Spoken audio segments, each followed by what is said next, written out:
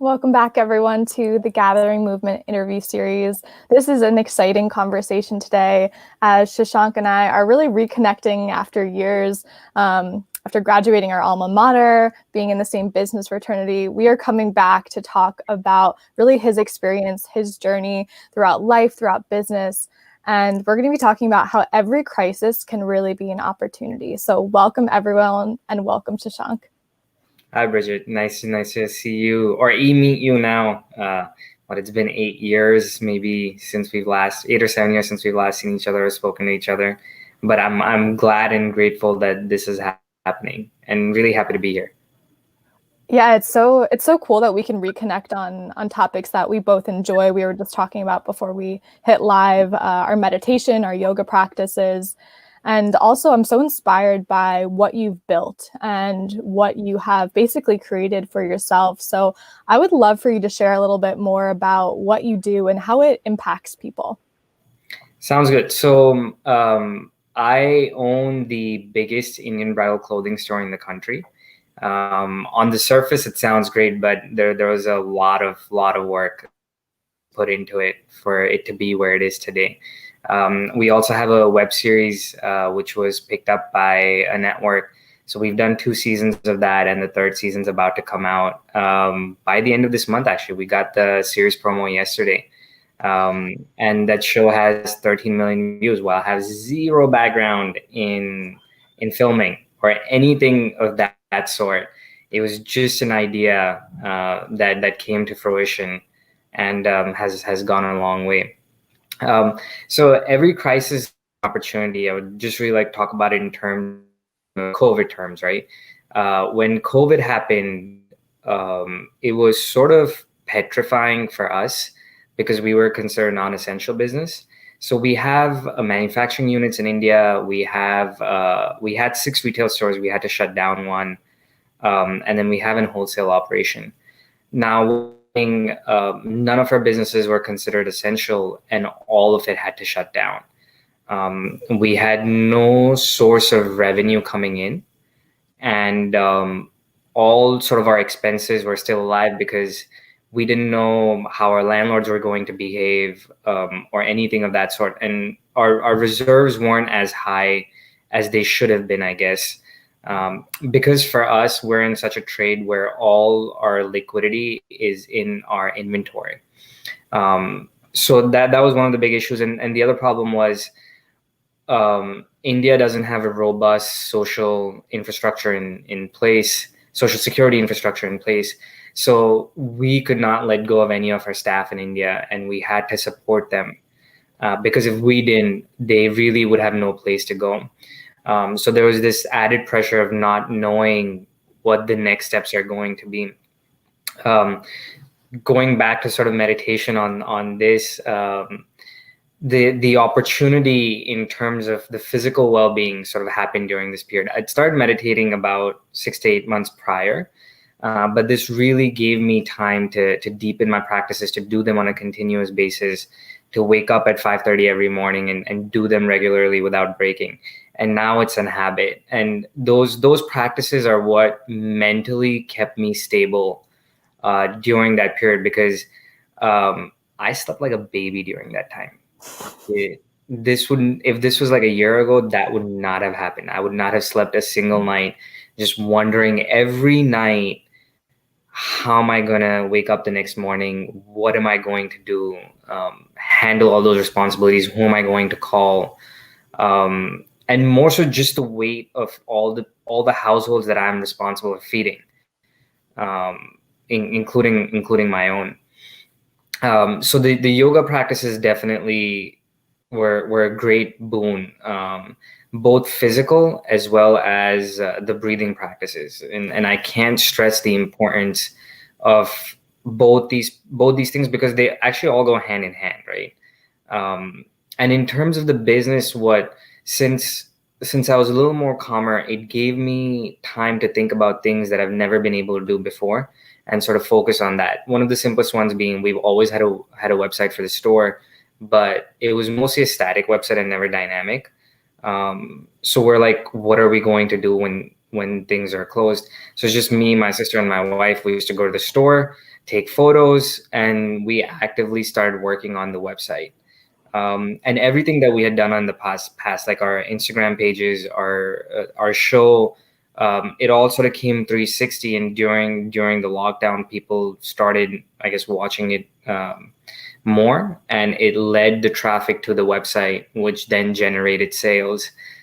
So it closed the loop, and now, I mean, we see it as our biggest growth driver in this year, because now people, I mean, it seems like the way forward. So now we sort of have the infrastructure in place from what the website used to be, even in just these past 8 months. The changes that we made, the way it's grown, has been absolutely phenomenal. That plus there are a couple of things else that I got more time to work on. So we now have a virtual fitting room that's live in the store. So you can come in the store now, stand in front of a mirror, and try on half the store in 5 minutes. Um, so it's this time that we were really worried about, that allowed me to do these things, and I'm really grateful. At the risk of not being too oblivious to other people's pains, because it has been a painful time for a lot of folks. Um, it has been one of the most beneficial times for me because of the kind of growth I've been able to see within myself. I so appreciate you sharing all this, because I think for many, last year was very challenging. It was very eye-opening. It was very, many people had awakenings of many sorts. And it's been interesting to watch businesses, because those that basically caught on that there was a need to pivot were able to excel in a new or different direction. So when did you realize that you needed to pivot the business a little bit and move more online and add a virtual fitting room? How did you make that decision? So sort of 3 days into the lockdown, and there are multiple reasons for it, right? One, we're so as a family in the last 15 years, we have not taken a break. It just never happened. We've always just been hustling and working. So as a family vacation, that has just never happened. So you can understand, staying at home for an extended period of time, we got really bored. Um, Not to say we didn't cherish our time together. So like my dad and I, we started playing ping pong every day, which was great, and we love spending time with each other. But we started making sure that we keep going to the store every day for about 4 to 5 hours, so that it's just a family, and we're keeping ourselves going and not giving it a complete break, so that we stay in the habit of working. And once we were at the store, we figured out things that we needed to work on. It really gave us time to actually speak our minds and ideate and come up with new ideas. So that's about the time when we did that. And actually, another thing that sort of happened during this period, and I'm really grateful that opportunity arose, was we were able to make and donate close to 11,000 masks.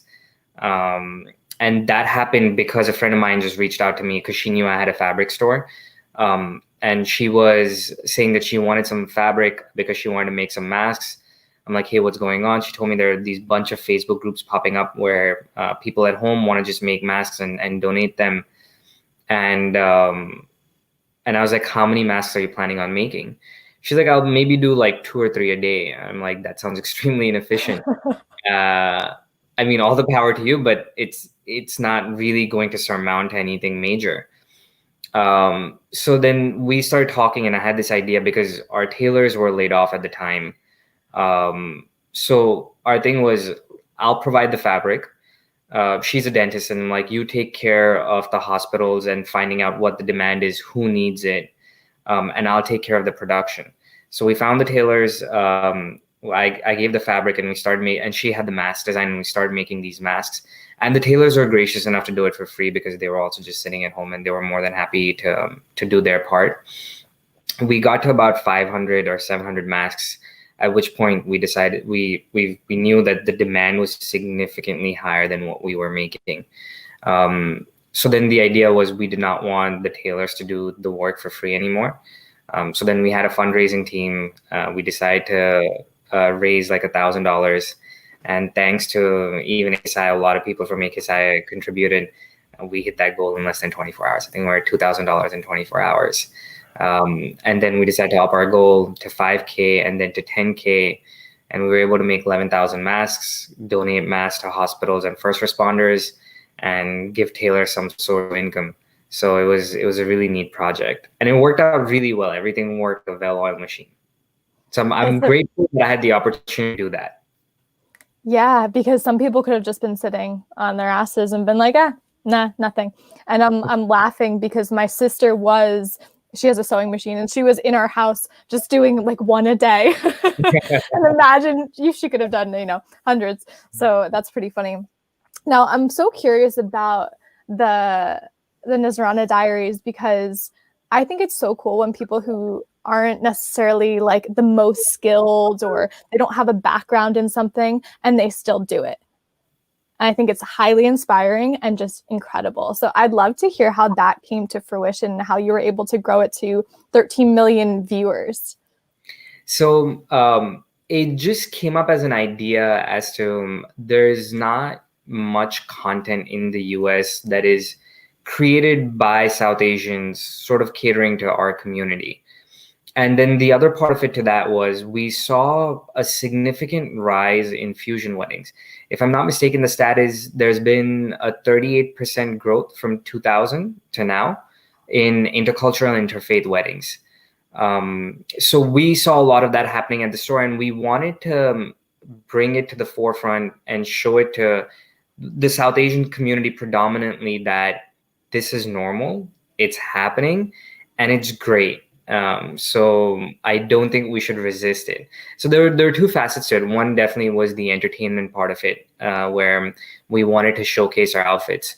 And the second was this cultural part that, hey, culturally, these changes are happening, and they're happening for the good. Like, look at all these. I mean, people don't know the backstory so much, but like couples who've been on the show are now have kids, and they're extremely happy and working out well. So that was definitely part of it. The funny thing is, when we started the show, so like I said, I had no background in this, right? I asked a couple of friends, I want to do this, what should I do? They're like, you can go on Mandy and hire someone to sort of make this for you. So I went on Mandy, found someone, he brought in a crew. It was a relatively new experience for him as well. And he was going to charge me $5,000 for it. So even at that time, like, just because I didn't know how to price it out because I wasn't a part of the industry, I don't know whether that was high or low, but it seemed decent enough to make an episode for a show. So we went ahead with it. I put out the show. The product came out, and I thought like overnight I'm gonna get famous, right? Like the show is just going to take off. It's going to be amazing. Lo and behold, that definitely did not happen. But the channel slowly grew.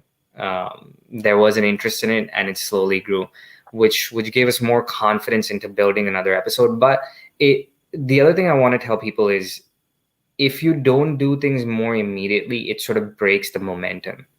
So the second episode happened a year later. The third episode happened a year later after that. And it really broke the momentum because we're busy with so many different things that are happening in the store, that this sort of took a back burner because it didn't grow too quickly immediately. And that's the point I want to drive home for a lot of people. Whatever you start, don't expect it to be a hit in the beginning. You probably already know this, but it takes a really long time in most situations for it to grow. So we did the major growth for us really happened in the episode right after the pilot, because I reached out to a couple of influencers, and a lot of them were paid, and they didn't really lead to anything. But this one particular one, Mona Sangha, she's based in Canada. She loved the idea. She didn't ask me for anything, and she just did a vlog on it. She said, I got an email from Shashank, and she literally read out my email on her vlog, and she's like, check it out, I enjoyed it. And overnight, I think we had like 60,000 views, and that sort of changed the trajectory of the show.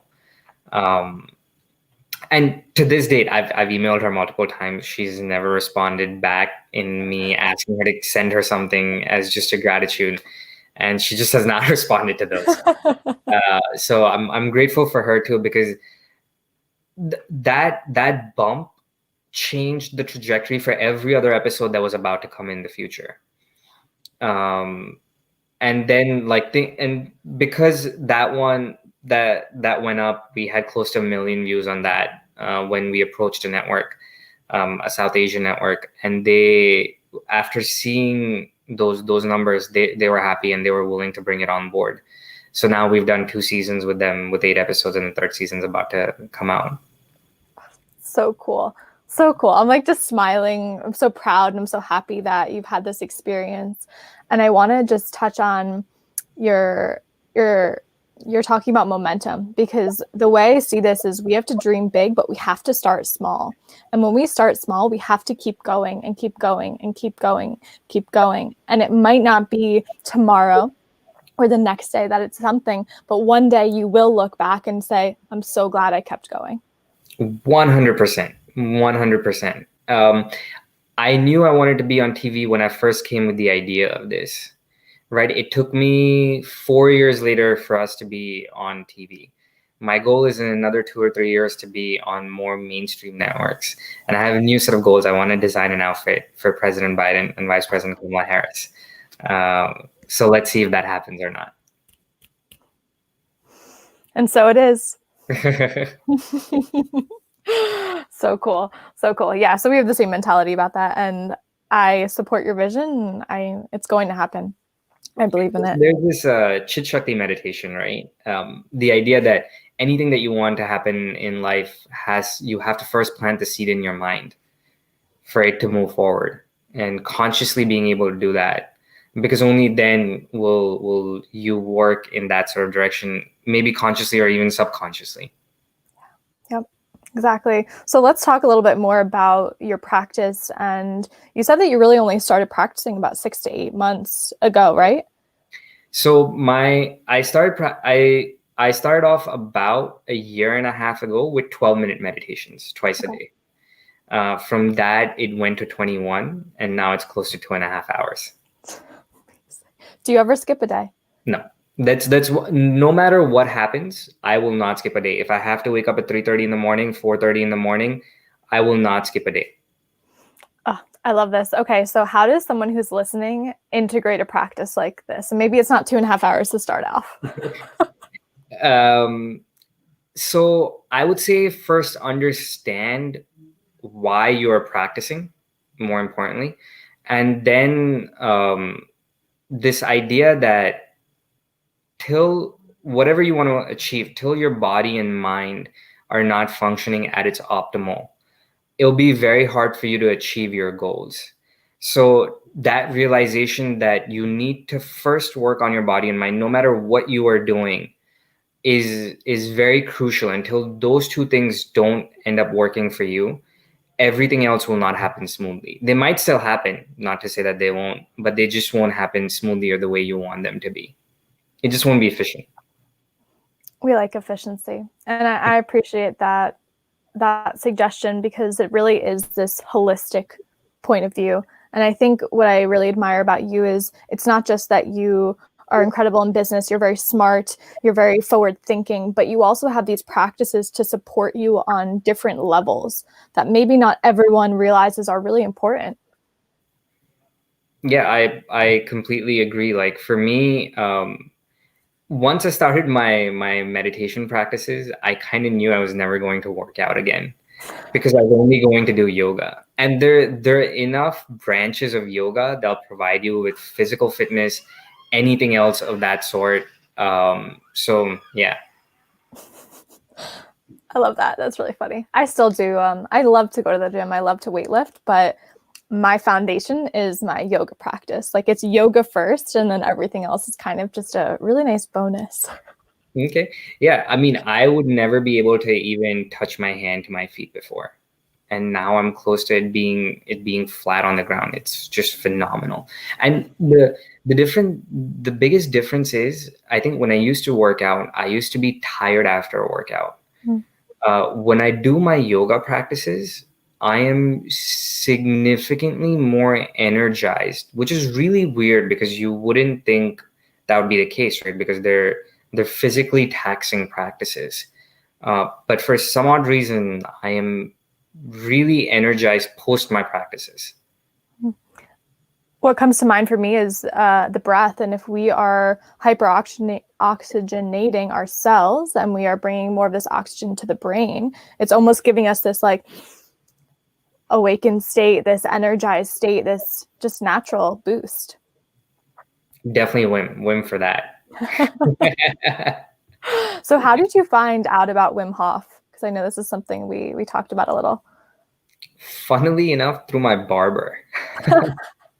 I was telling him about Sadhguru and he was telling me about Wim Hof.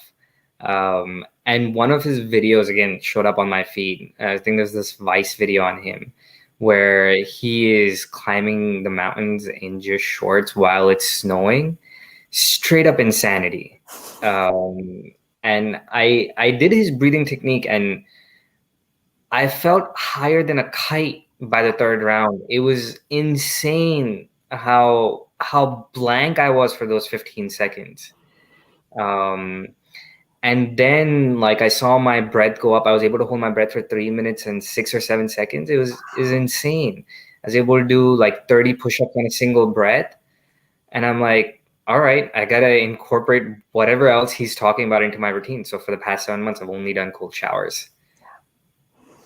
Oh, so cool. And I think what I find fascinating about Wim Hof is what he's teaching us all is that we are so much more capable. We are so much more powerful. And he simply gives and provides us tools to do that. But most people don't think that they are good enough. They don't think it's possible. And it is possible. It's more than possible. Anything is possible. What I love about his technique is you get the result almost immediately. There's no lag. I think with most meditation practices, people give them up because they have this idea or notion that once you sit down and close your eyes, you should be able to shut down the chatter of your mind almost instantly. And to all of you, even to this date, after so many practices, if I can keep the chatter out for maybe 2 or 3 bits, I consider that a lucky meditation session. So keep going at it. Don't give up. But Wim Hof definitely gives you results almost instantaneously. Yeah, I agree. So I'm curious for you, who or what has been some of the most impactful teachings that you've learned beyond Sadhguru? Beyond Sadhguru, it's hard, man. Like it's just been him for the past year or so. Like so many things. If you don't do what you cannot do, then there's no problem. But if you don't do what you can do, then we failed as a life. And that was just so impactful for me. That's really, really beautiful. So I do understand. And I was just trying to see if there's anyone else in there or even a family member. You know, this is a family business, right? The bridal store. So I'd be curious if your parents instilled within your sister and you a little bit of this business drive and this motivation. Like, where did that come from? Oh, definitely in early on in my childhood from my dad and later on from my sister. And I'll give you examples of this. So when I was my dad's a workaholic in every sense. When I was 10, I went on my sort of like first business trip with him. That's where I actually learned how silk was made. We went to a silk factory just to see. So a lot of things that I've learned from him have been by osmosis, just by being around him. And he was conscious of the fact, and he would make sure that he would take me to all sort of business meetings ever since I was a kid. But when I was in the office, I was always given grunt work. Like the very first thing I learned was how to roll fabric. I was sitting on the floor, and for hours on end, I was just taught how to roll a piece of fabric on a boat. Until I did not get that right, I could not move on to the next thing. So learning from the ground up, and on trips like those, I remember specifically at night we were traveling, and he'd ordered some food, and I asked for extras of whatever we were having because I was worried about the lunch the next day, and he hadn't realized till that point that we hadn't had lunch that day, and I was extremely hungry. And when he saw me saving up for the next day is when he realized that we he needs to make sure that he feeds me and just not be focused on his work. And as an adult, like my sister really inspires me because anytime I feel lazy, I just think of what Shivangi would do, and I have to hop on and get back to work because she works nonstop. She has a very rigorous schedule, and more importantly, like she has to. She's dealing with about 200 brides a month, and you can reach out to her anytime. She won't have to open her binder, and you can ask her about anyone's progress report on the order, and she'll be able to tell you who they are, how many pieces they have, where it is in the production process, and I'm just blown away by it. Wow, that's amazing. That's really a remarkable feat. And I love that you talk about your dad, because my dad's also an entrepreneur and has had his own business for a very long time. So through osmosis as well, I've learned some of my just philosophy behind the way I want to live my life and how I want to lead my own business. So I appreciate you sharing that about your dad. Awesome. What did your dad do? He owns a wealth management company. So I was working there doing the filing, doing the most basic things ever. But what he really taught me is the importance of relationships in business. He said, everything I do, everything is about relationships. And he really instilled this dream big, but start small mentality within me. That's awesome. Yeah. Great advice. So grateful for my dad. If you're watching this, Tim, we love you. Now, my last question for you is, what is your biggest dream for your business and really your impact in the world? So my dream for my business is to be the biggest South Asian clothing brand in the world. And my impact is, so actually this is also from Sadhguru. Until recently, I didn't know that the textile industry is the second largest pollutant in the world. So in terms of manufacturing, I don't know if I can do much, but in terms of reuse and recycle, I can definitely do a lot more. So my goal this year is to collect people's used Indian clothes because I want their American clothes to be donated here because they can be used here, but sort of the clothes that cannot be utilized here. So I have the nodes to be able to collect those goods and the capability of packaging that goods and shipping them out at a scale. The only pitfall that I have right now is I need a reliable partner in India that can distribute the products without having any sort of problems and being able to take such large quantities. So for them to have that distribution infrastructure in place, because I can take care of the collection of goods, just not the distribution of them. That's a really beautiful vision. Really appreciate you sharing that. It's lovely. And what about yourself? My vision? The vision is really to amplify the voices of people who want to make a difference in the world.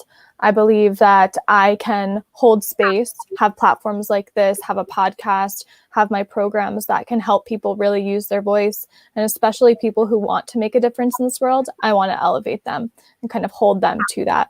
So that's one of the bigger goals. And I want this to be a TV show. I want this to be the type of media that we're consuming instead of some of the things that are on TV nowadays. I want to be an inspiration. I want to remind people that there are others out there who want to make a change and want to make a difference. So this will also be a TV show one day too. I look forward to that day. Me too. So to wrap things up, how can people find you? How can they maybe come to the store and try this virtual try on? So we're based in Island, New Jersey. Our store name is Nazranaa. And if any of you ever need any help and I can be of assistance, you can always personally reach out to me at my email, which is Shashank, SHASHANKG840 @gmail. And I'll be more than happy to assist you in any way I can. So beautiful. Well, I just want to thank you so much for being here today and sharing a little bit more about your story. And it's been really very inspiring to hear about the past year and the ways you were able to pivot, the ways you were able to see the opportunity and everything that you did. So thank you so much, Shashank. Thank you. Thank you, Bridget. All right. And we'll be back tomorrow for another episode. So make sure that you tune in, subscribe, and just continue to share this mission and this channel with everyone that you know. Thank you, everyone.